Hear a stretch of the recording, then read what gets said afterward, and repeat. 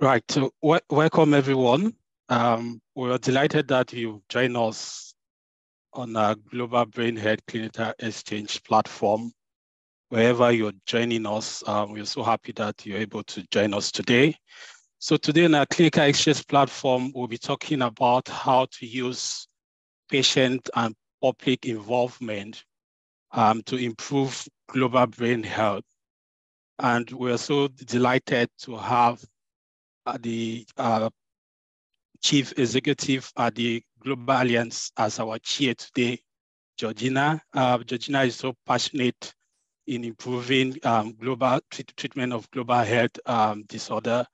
And she's a member of the Patient and Public Voice of NHS England. Mm-hmm. And has formerly been a consultant in the European health in terms of improving global brain health. So she will be our chair today, and we welcome you once more. If you have any questions in the course of the clinical exchange, please do post them in the chat. We're going to be monitoring it, and we'll have a chance to answer these questions. So thank you. I'll now hand over to Georgina, our chair.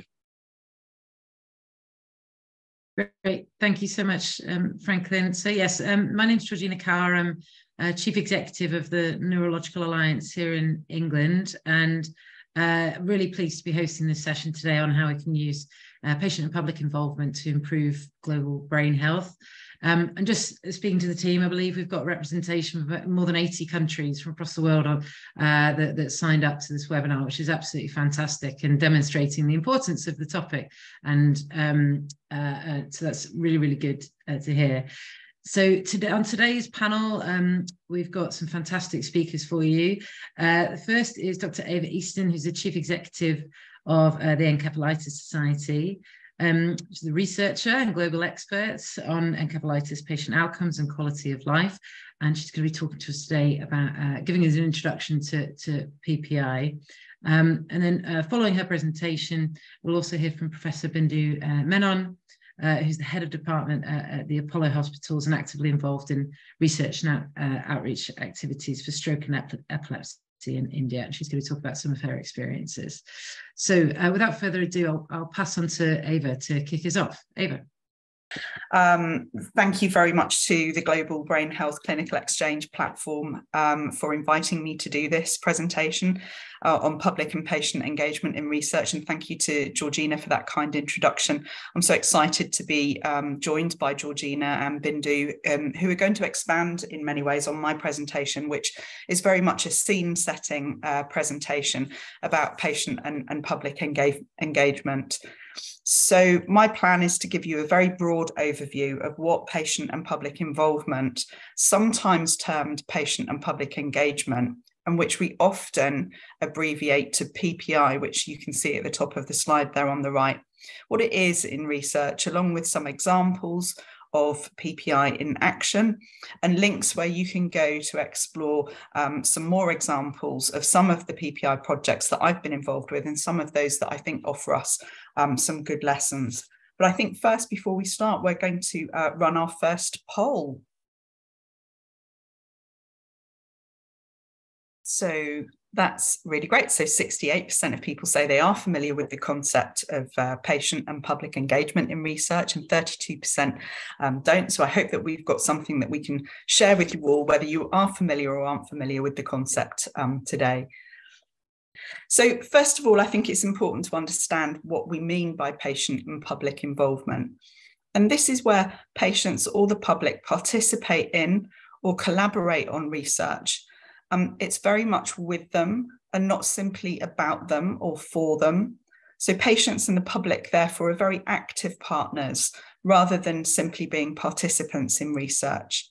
And patient and public involvement in research can involve a range of activities, which we're going to look at in more detail shortly. But why should we do patient and public involvement or engagement? Well, there's a number of good reasons to support the establishment of institutions and policy to promote sustainable patient and public involvement in research. In the past, researchers sometimes have traditionally decided the research topics and sometimes have unintentionally pursued perceived priorities which might not be the same as patients and caregivers. At its worst, this can lead to research findings which don't inform the real world decisions, and they're sometimes maybe wasteful of often scarce resources, whatever the income status of the country. PPI in research is increasingly viewed as a meaningful response to the potentially exploitative nature of research and in addressing the unfair distribution of its benefits. Patient and public involvement has the potential to enhance the protection of individuals and others impacted by research. It can ensure the social value of research and enhance the potential benefits of participants. It also creates a legitimacy and promotes a shared responsibility with researchers. The knowledge and experience of researchers will often be very different to those who utilise health services or who are living with medical health conditions.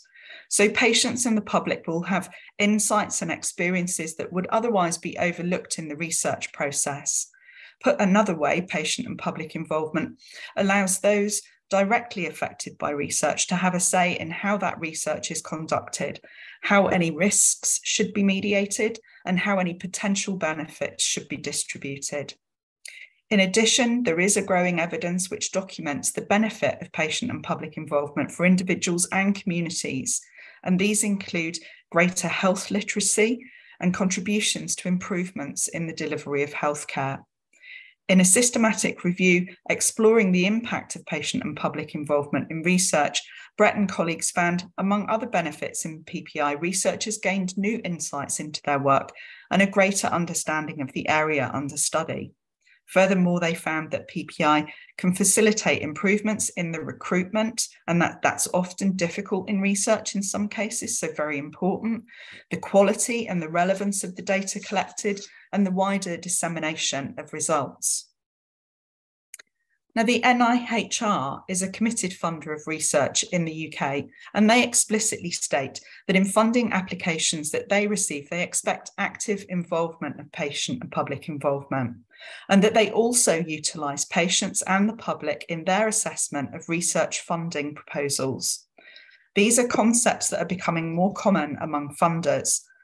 At the Encephalitis Society, we provide annual seed funding grants, often to low to middle income countries, and we make it part of the application process that we want to understand how you'll involve patients in the public in any study that you're asking us to fund.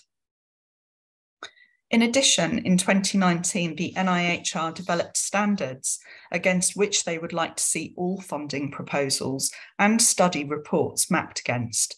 And if you want to explore more on these, because we don't have time today, you can Google NIHR standards for public involvement, and you'll be able to read more about the 6 standards that they give that you can see on this slide here, which is about inclusivity, working together, support and learning, communications, the impact of research, and also the governance of research. But before we move on to an example of patient and public involvement in a non-profit organisation, I wanted to share this quote from Professor Dame Sally Davies, which I particularly like, and which I think neatly sums up why we should include PPI in research. So she says, no matter how complicated the research or how brilliant the researcher, patients and the public always offer unique, invaluable insights. Their advice when designing, implementing and evaluating research invariably make studies more effective, more credible, and often more cost efficient as well. So I'll leave you with that thought. But there are many ways that the patients and public might be involved in PPI. And this list is certainly not exhaustive. They might be involved from study design and grant development. They might form a patient and public involvement panel that is part of the study pathway, providing PPI perspectives as the study develops and helping with recruitment. They can be especially useful in tackling any ethical dilemmas and in ensuring patient-facing study materials are easily understandable and patient-friendly. They might explore study issues in their own communities and report back. They can be vital in helping the dissemination side of studies and research, and supporting the development of materials to inform policy and practice as the study comes to a conclusion. We've got limited time today, but these are links to the patient and public involvement pages of 2 studies that I've recently been involved with. And you can visit these pages to see how we conducted patient and public involvement in both of these studies. And I think these slides and a video of this presentation are going to be available later on, so you'll be able to pick these links up then also. The first one on the left is Brain Infections Global, which looked at diagnosis and management of brain infections in low to middle income countries. And secondly, on the right, the COVID CNS study, which looked at the impact of COVID-19 in over 800 patients. And I'd always be happy to answer any questions you might have about having run the patient and public involvement in both of those studies. But now I think we're going to turn to our second poll, poll number 2, please. So it's great to see that nearly 70% of people are using patient and public involvement in the research that they currently conduct. That's really reassuring.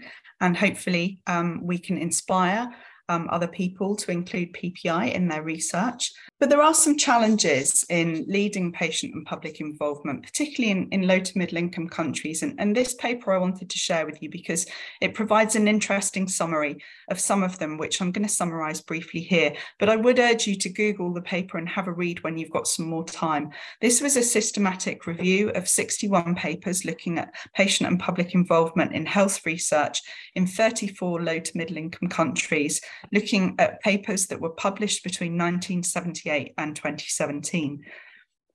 The most commonly cited impacts of patient and public involvement included increased relevance to the community, the empowerment of the people, the participants that took part, and alterations in the trial design.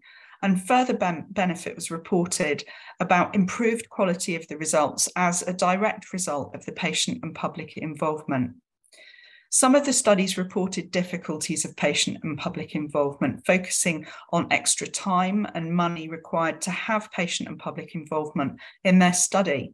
And I think this is a real concern that I share. So it's really important if funders and researchers want to genuinely engage with patient and public involvement, that they need to cost this in at what we call a full cost analysis. So something that's representative of the real cost. In addition, patient and public involvement was found to be secondary to reporting the study results and was relegated often to only a few sentences in the paper, if any at all. And of particular note was that the authors found that most of the impact reported was from the researcher's perspective and not those of the patients, and was often reported as an aim rather than an evidence-based outcome. Some of the cases, they noted that impact was not reported at all, with research teams simply not reporting the patient and public involvement in research publications following their studies. And this lack of reporting of patient and public involvement isn't unique to research in low to middle income countries, as many papers that have followed this have reported similar problems in high income countries also.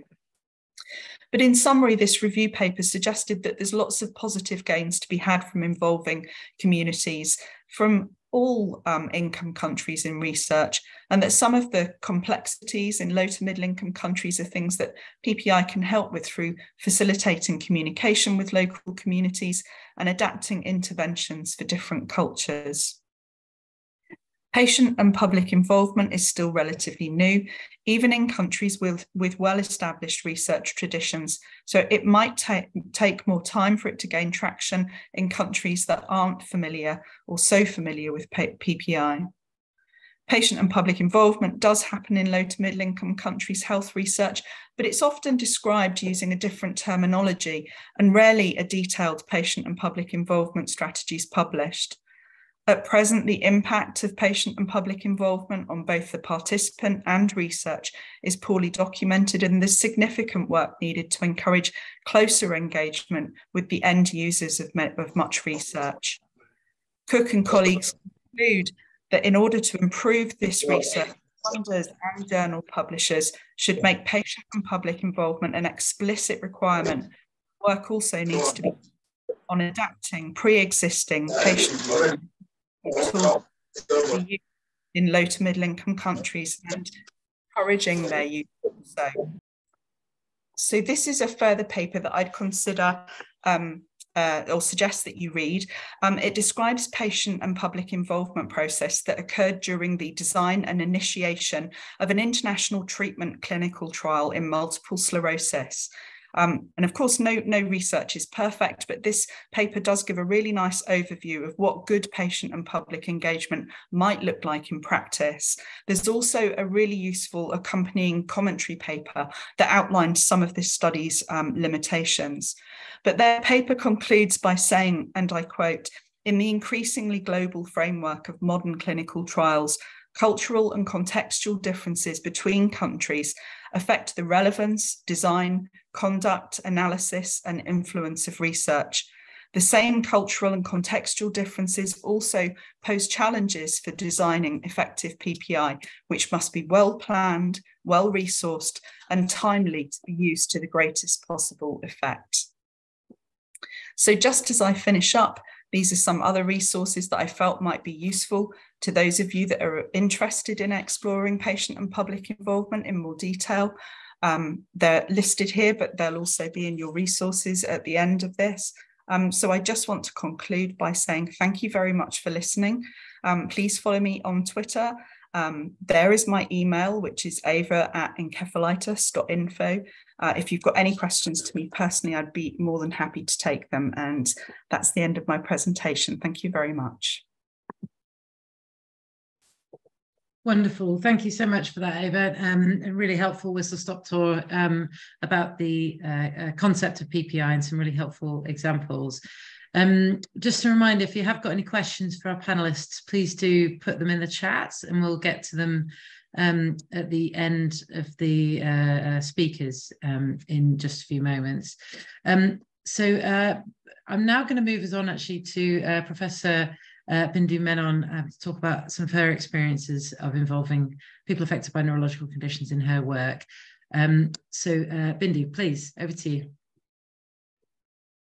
Thank you very much, Georgina and the team and the Global Brain Health Clinical Exchange for giving this opportunity to share, listen and participate and have an inputs from everyone across the globe. It's a wonderful gathering here.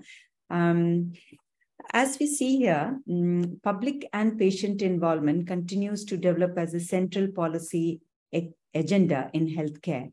The patient voice, as was clearly seen in the video by Ava, is relevant, informative, and can drive service improvement. Let me exemplify with this this example that if you want to know how well a pair of shoes fit, would you be asking the maker or the wearer? So the healthcare system the aim is to promote, restore, or maintain the health of a population. Therefore, they should be responsive to the needs and expectations of the public. The definition of the public and patient involvement in the health system decision-making is not uniformly established. So one can say that there is an involvement. One could say they are participating, they are engaging in research as participants. They can give the information, they can give the ideas, they give the inputs. In whatever way, they help us in the process of decision-making in carrying out in cooperation with the patients and the public. And that's what we are doing. With that, let me take up the first question on the poll. Do you go out of your usual line of history taking to find out more about your patient with regard to non-health related problems due to their disease? That's extremely encouraging.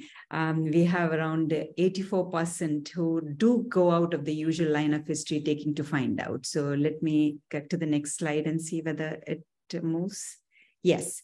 So we established with this lines, we established the Dr. Bindu Menon Foundation in 2013 with the view to reduce the treatment gap of two major diseases, stroke and epilepsy. And with that, every geographical territory will have their own problems. And when we consider at the place where we are staying in South India, the scope of the problem was the geographical isolation, the illiteracy, the poor health awareness in our community, the rural and urban divide, which was very huge as far as health aspect is concerned. There was always a false reassurance of low risk, the attitudes of the health practices that we have. We have a native medicine in the rural area, which is still rampantly practiced.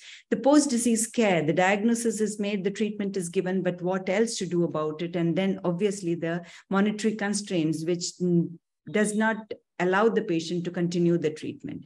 So with that, we made a platform for functioning as our foundation in 2013. And then we had an implementation and a roadmap. How could we go about it? So one, we should increase the awareness in the general public about the diseases, about the brain health. We need to reach out and have outreach activities. We need to move out into the rural community, as also in the urban community. We need to engage with certain electronic tools, which, because we know that is very possible in this era. And we need to have media engagement because everybody looks into that. We need to move in with the patients and the caregivers and have support groups and have a public and patient involvement. And troubleshoots, we had at every point of time, we had some of the other troubles, but then we have always been fortunate that some way we have been able to overcome it and come out and have it. So there is a patient population which is very diverse across, and we need to segment our population, and we need to target our projects and implement it accordingly. So we moved into two ways. One, we need to have the patient and the public. So one, we can target our patient population. In that, we could see that we can have some disease-specific groups. So we could form some support groups, engage with them, patients and the caregivers. We need to move out into the rural areas. We made a neurology on wheels. That is, we designed a bus where we could be moving from the urban to the rural area. We could engage the community, the people, the sarpanch, the head of the village, and move around with that, and then provide medical care at that place. The caregivers, we could move around with the media and the podcast, and we need to empower the patients. We moved with the IBE and had the promising health strategies and the health apps for the betterment of the society. Then we can have in public, where we can move with that, is that we could target specific groups like schools, colleges, and the organizations. And we moved out with a novel approach like the Neurological Health Hub. We are into the brain health now. We know that with the integrated ICAP, that is Integrated Global Action Plan, we talk about the brain health, and then we talk about the diseases. We took in persons of importance in the public, because if our voice as an individual is not heard, then a person of public importance whom they can relate to. And then we tried to make out some mnemonic with the stroke symptoms so that it would be heard better. We made a public stroke prevention campaign and tele-awareness program, and targeted women in particular with the project called as EduVan, Educating Women About Neurological Diseases. And let me go through each project plan in the couple of slides that I show. The Neurological Health Hub, now what was the need of the project? We need to focus on the brain health, and the schools, colleges are the areas where we can have the primordial and the primary prevention. The organizations, they're already health motivated. What we do is that we distribute a questionnaire to them so that we can engage with them. We can know what is the fund of knowledge about the brain, about the diseases like stroke and epilepsy. What is the first aid measurement they do? What is the fund of information they have about stroke? Then an awareness program is held, and subsequently we distribute the posters, pamphlets, and comics, and we ask them to go back home or into the neighborhood to distribute far and wide, so that this information is not only with them, it is distributed all across. Apart from that, in the same college or the school where we have done this activity, in the later setting, we go ahead and have some games, we have some competition, we have some quiz programs, so that we continue to engage with them and find out from them what is the fund of knowledge, more so what is that they want to share with us. With this, we could collaborate with several other officials apart from the school, colleges, the teachers, principal. We could communicate with the DMHO, that is a district medical health officer, the vocational educational officer, because he could club in all the schools, colleges, and the vocational colleges, the commission of the intermediate education. However, yes, there were certain troubleshoots with that because their timing and our timing, because we are clinicians, basically, we couldn't match out with them. But then over a period of time, it's almost a decade now we are in this. So we could chart out on Saturdays, afternoons, is the time where we are going to have this neurological health hub. And most of the time, it also happens that when we are going out, a doctor is always expected to have a camp run there. And doctors also always expected to given the medical advice, but we are only focusing on the awareness. There was an initial hiccup there, but then we have been able to overcome. So with all these preventive programs for neurocystic psychosis, headache triggers, the first states of migraine, we have seen a change in the whole community where the number of neurocystic psychosis have come down. Now we all understand that the more the campaign, the success of the campaign is equivalent to the proportional to how up close and personal it gets to your target cohort. And needless to say that the India's digital journey has been one of exuberance, and the country has one of the most second largest internet population in the world, and to say that even the rural community is also using the internet as well as the urban community. And we try to bring in that, and we try to take advantage of that media coverage. And we use that in the form of a stroke prevention campaign. We spread 1 year across, and each month being dedicated to one stroke activity prevention campaign, like January for quitting smoking and alcohol, February for stress, March for knowing the risk factors, in particularly in women, and so on and so forth. With that, every month we engaged with the community and we put it on the social media, and we got excellent results with that, because we know that in this project, we are trying to have a primordial as well as a primary prevention, and trying to spread out the awareness of stroke, epilepsy, migraine. In this was stroke for a complete 365 days. There was a page activity, and then we tried to communicate with the public with a stroke mnemonic. When we used to come with the public, most of our patients in India may not understand English and the be fast for the stroke mnemonic. So we come out with the vernacular language. The Sare Gama Pada Nisa, we say, is a stroke mnemonic in the musical tone.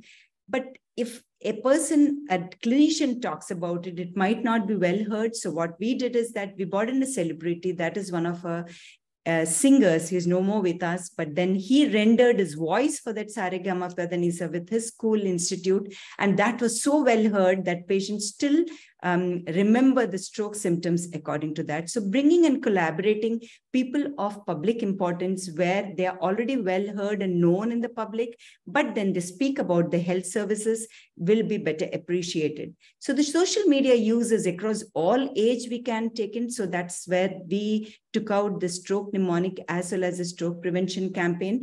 And we brought out a tele-awareness number. With that particular number, anybody could dial in that number. With a 5-minute, they could listen to stroke, epilepsy, and migraine in their own 3 languages. And all the 3 campaigns had a lot of sharing and forwarding in all their social media sites, which helped it to reach a large number of people and engage with the public in that manner. This project is the latest project where we wanted to target only the women. We have this self-help women group and organizations with women employees targeting with brain health, because we feel that educating a woman would in turn educate the whole family. We taught them the fast, we taught them the risk factor prevention, identification, the importance of salt in the diet, the importance of brain health, the use of the mobile phones by the children, how one can be prepared during the stroke attack, because we know that in an Indian community, it's the women who takes care of the family and the patient as a caregiver. And in all aspects, if you educate a woman, you would educate a whole family. This has helped us a lot because we have several self-help women group now who are already motivated and empowered and are seeking out for jobs, are now empowered to seek out for health as well. Then we went into the special support groups for disease-specific support groups. The Parkinson disease and movement disorder support group is a platform for patients to connect to others who are suffering from the same disease. This involves patients, caregivers, and it includes across pan-India. I should say we have some patients who are across the globe who join to us. Now it is on an online platform. We have an online exercise sessions. We have phone counseling. We have information given out to them. Every week there is a module related online sessions for the caregivers, which is done every month. This helps us a lot because we have seen patients and public interacting with us and giving us information as to what they want in the next module. We have other people who have come in and said that these are the patients who are there in the neighborhood who would also want to join us in this, because we put our daily sessions on all the social media platforms as to when is the next session. Then we have the last is the caregivers podcast media promising strategies. We have give the patients and the caregiver an opportunity to speak out, an opportunity to earn and seek job. We have a podcast that is a Neuro Voice podcast. We involve the patient and the caregivers in any of our social media, any of the telecast which is done on the television or any other sector, and we talk to them and we make them interview the doctor so that there is whatever the hardships and the shortcomings they have that can be heard across into the public forum. We have made our application apps, the Stroke Help app, which was utilized during the COVID-19 because patients could not come to the hospital. So we had one-to-one and we have the registrations with them so that they can communicate with us. The Stroke Help and the Epilepsy Help app are free downloadable on the Google Play Store as well. We lobbied with the collector to see that the patients get the pension schemes, especially the patients with stroke and the epilepsy. And we started empowering the patients. We had our promising strategies with the cell phone repair, which was funded by the IBE. And with this, the collaboration of the patients, caregivers, and the legislatures helped us to give some support to a couple of patients whom we could make the legislative see that they are really in worth of those. The last one is Neurology on Wheels, which is a rural-urban, trying to bridge the rural-urban divide from the urban, trying to reach the rural community with the motto of we reach, we teach, and we treat, where we involve our patients, the village head, we involve the villagers, and we communicate with them in the post-stroke care with a simple device where we have the patient, where member of our foundation to go into the village and all the stroke and the epilepsy patients to collect together. And then we talk to them as to whether they are compliant with the medications and whether they have any other issues as far as the care was concerned. So we continue our we reach, we teach, and we treat as to we care as well. With that, I taken the next poll question.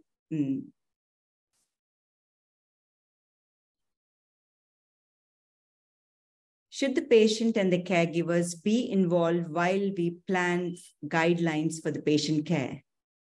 Absolutely wonderful.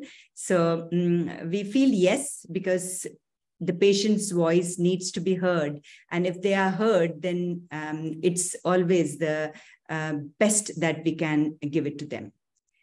And this is from my team. I thank each and everyone and the Global Brain Health for giving me this opportunity to share. And I look forward for any questions which anyone you might have. Thank you so much. Wonderful. Thanks so much, Bindu, for that. And again, some really practical examples there of both kind of service improvement as well as how you develop those interventions with people affected by neurological conditions. So just a reminder, if you've got any questions for our panel, please do put them in the chat now, because we're about to move to a Q&A. We've received a couple already, so I'm going to kick off with those, if that's okay. The first was a question around funders. So the question was, funders have always refused to fund public engagement budgets. How can that be tackled? So who'd like to take that one first? I mean, I think it's very difficult. I think it's a very pertinent question. I think it's a very difficult question. I think we are getting there. I mean, I've been involved in inpatient work for probably, you know, a couple of decades now, and I think we're a lot further on than we were. But I think it's about not just funders, but I think other people that are involved, such as publishers of journals, insisting that patient and public involvement takes a higher profile than it does. I think some are better than the others. I think the BMJ, for example, often insists that there's patient and public involvement included in the papers. And I think it's about this cultural shift. And I think we all know that cultural shifts can take a long time. And I think those of us that are working in patient and public involvement have to also be more forceful. We're often the last thing costed in to funding budgets. And that we know that that's because the research is very important and we want to get it done. But I think we're going to have to start being a bit more forceful in insisting that it is costed in properly and feeding back to the funders. I think one of the things I liked about the NIHR standards was that patient and public involvement had an opportunity to fund back, to report back at every stage. And I think we have to keep giving the message, and especially where it wasn't funded properly. You know, certainly my society, the Encephalitis Society, has picked up a lot of patient and public involvement research costs over the years. And I think we have to let the funders know that that's what we do. So I don't have an answer, but I think it's a really important question. Definitely. Bindu, anything else to add to that?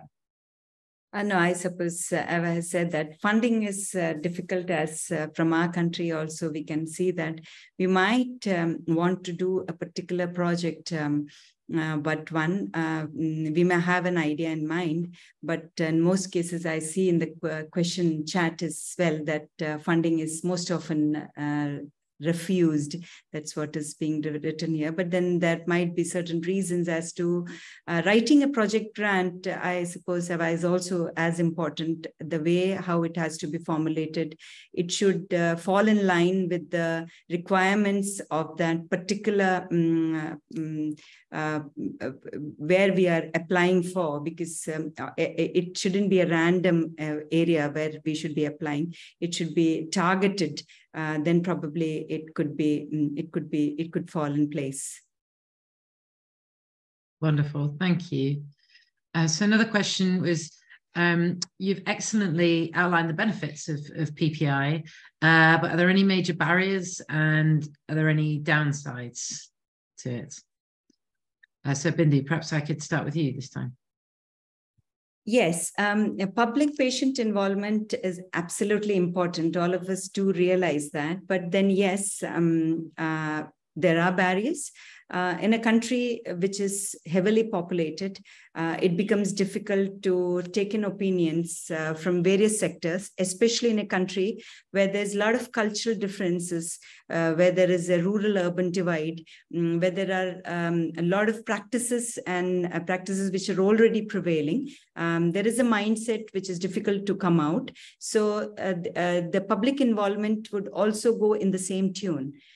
Secondly, there is always, I suppose Ava has already shown in the video, which she was, it has been clearly shown that there's always whether we would be able to justify what the public and the patient might want, because in all places, it might not be practically possible, but the demand might be there.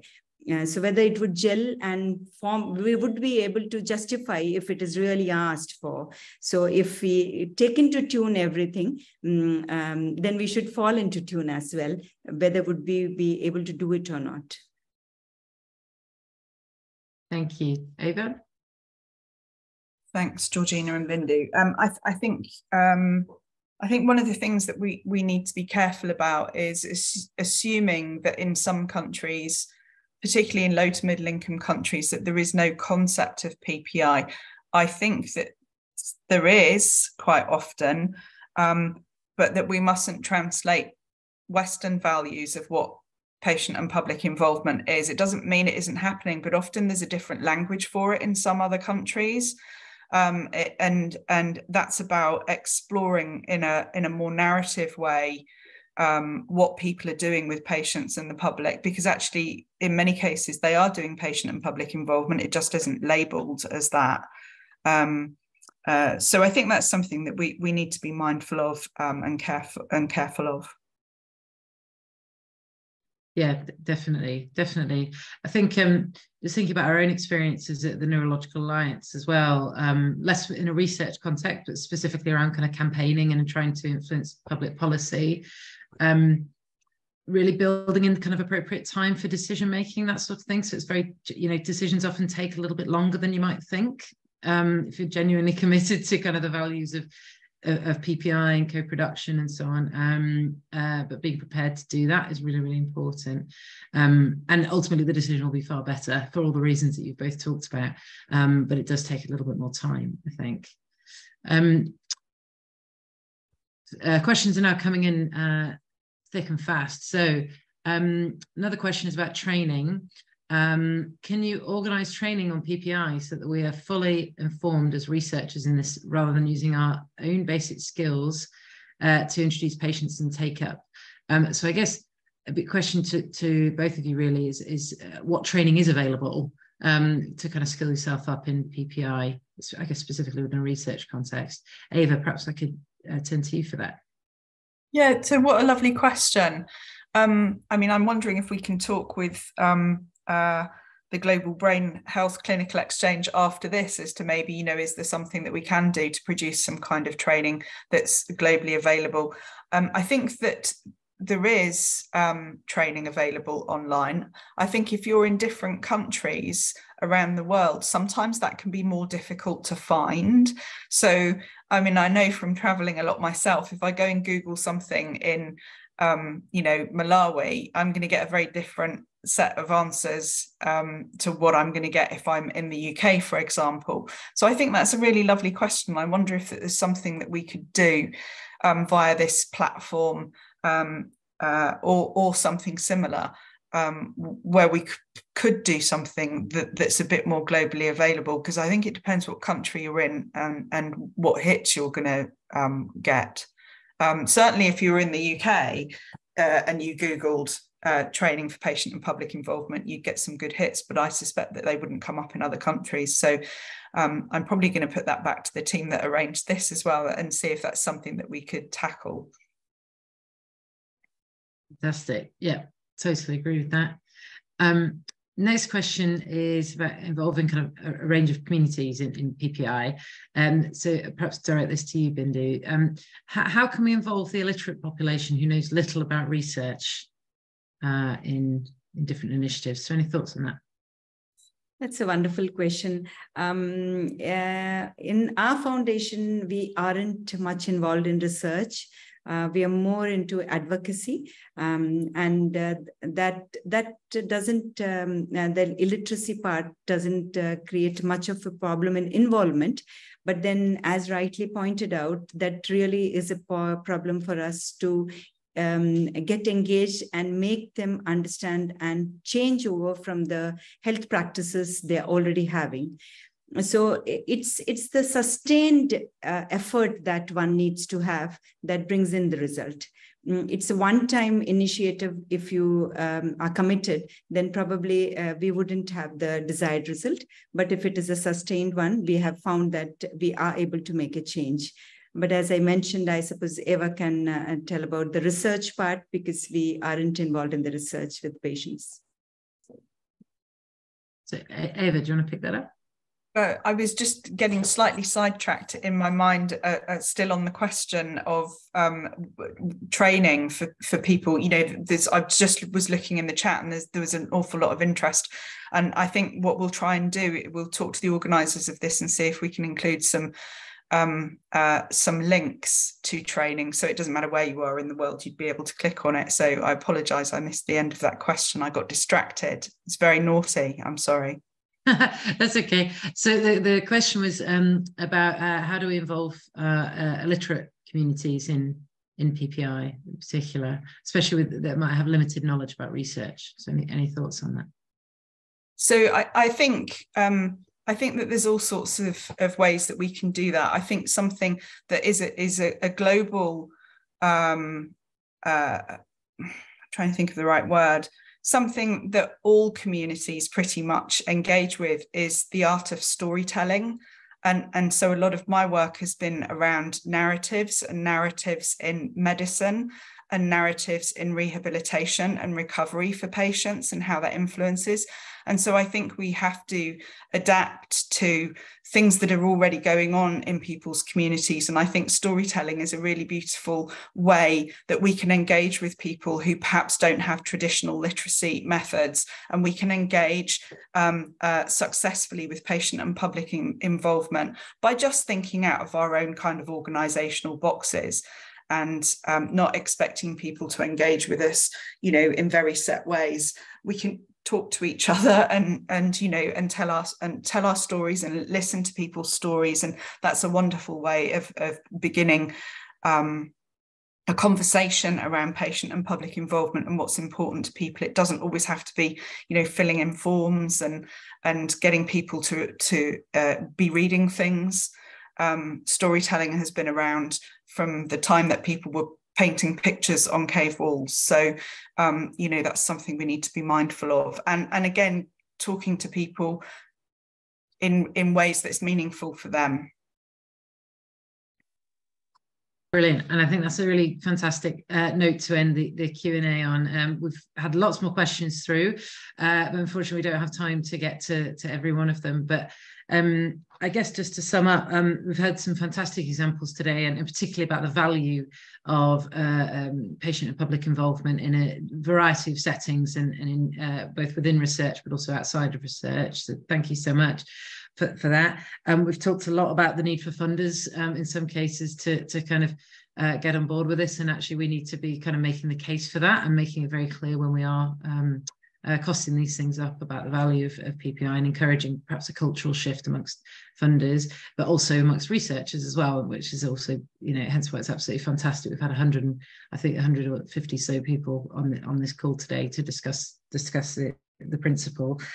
We've also talked about making sure that PPI is kind of culturally appropriate, and that we're mindful of different settings and not putting a Western view, if you like, on PPI, and recognizing that actually it's been around for an awfully long time, perhaps, but in a different context and being done in slightly different ways.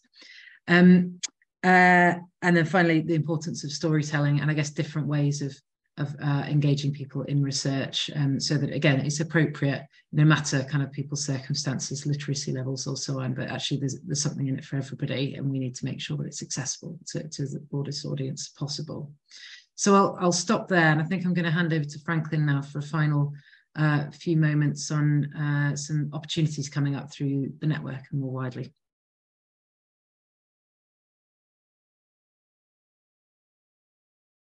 Thank you, Georgina, and thanks to all our speakers for today, and for the audience for the wonderful engagement.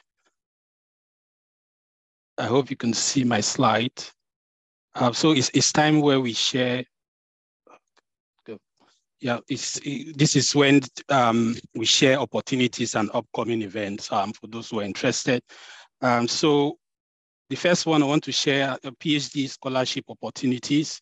So if you're looking in going in furthering your education, you can go on findaphd.com to see more of these. But I would like to share these two, which the first one is at the University of Dundee, and is being sponsored by the Alzheimer's Society for 4 years. It's a PhD project, and you can find more details, as I've mentioned, in findaphd.com. If you're interested, the deadline is fast approaching on Friday. But there are more other PhDs on that site. And the second one is at the International Max Planck Research School of Translational Psychiatry, which is over in Germany. They have a fully funded PhD program over 4 years with possibility of residency. Our applications will be open from August 15th. And I think the deadline for that is September. So the opportunities, if you're interested to go for a PhD program. Then the next one is just upcoming events. The first one is the Encephalitis hybrid conference that is going to take place in London as well as virtual. So if you're interested, please do follow this link to register. It will be a very rich conference where you will have specialist speakers speak on issues about global health and encephalitis. Again, in connection to this, we encourage those who want to join the Encephalitis Society. This is the link. Membership is free, but it comes with a lot of benefits as access to research grants, to involve with collaborative projects with others, and as well as discounted rates on annual encephalitis conferences. So please, if you're interested in registering for the Encephalitis Society, get in touch to Ava or follow this link to register. Membership is free. And we also like to talk about the upcoming Pearls in Clinical Neurology Annual International Conference, which will be the 10th one, organized by Professor Bindu Menon over in India. It's a rich event as well. It's a 2-day event that will be taking place on the 16th and 17th of December with fantastic lineup of speakers. So please, if you're interested, that's the link where you can register for the conference. And just to give you a flavor of the different program or what the topics that they'll be discussing there. And I would like to end by acknowledging our funders and the WHO and the University of Liverpool. And just to note, there were questions about access to the slides. So we have a link to this session that has been recorded, as well as previous sessions. So if you're interested, you can go over to that link to go over these recordings or the previous ones and other interesting, insightful education on global health. So with that note, I want to thank everyone for joining our session. I want to thank our chair and our speakers. It has been a fantastic workshop, and we're hoping that the next one will be on the 27th of October, because we know our people are off for summer break. So 27th of October, please just watch the space. We're going to share more of this in the upcoming. If you're not following on Twitter, you can follow us on Twitter and you have an update, but watch the space. We'll have our next session on the 27th of October. So thank you very much and see you next time.